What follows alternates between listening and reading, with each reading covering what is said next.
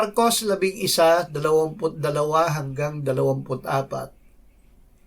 Sumagot si Jesus sa kanila, "Magkaroon kayo ng pananampalataya sa Diyos. Katotohanang sinasabi ko sa inyo na ang sino mang magsabi sa bundok na ito, mabunot ka at mapatapon ka sa dagat, at hindi nag-aalinlangan sa kanyang puso, kundi naniniwala na mangyayari ang kanyang sinabi, ay mangyayari nga iyon sa kanya. Kaya nga sinasabi ko sa inyo, ang lahat ng bagay na inyong idalangin at hingin, paniwalaan ninyong tinanggap na ninyo at iyon ay mapapa sa inyo." Manalig na tinanggap na ang kapatawaran.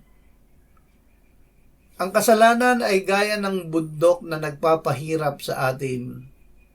Ito ay binubunot at itinatapon ng Diyos sa pinakamalayo sa atin kung humihingi tayo sa Kanya ng kapatawaran.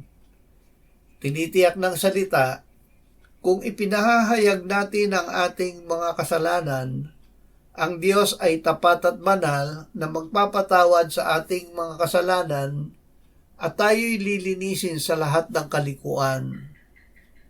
Matapos ipahayag ang kasalanan, manalig sa oras ding iyon na tunay na pinatawad na, dahil ang Panginoong Hesus ang nagsabi, ang lahat ng bagay na inyong idalangin at hingin, paniwalaan ninyong tinanggap na ninyo at iyon ay mapapa sa inyo.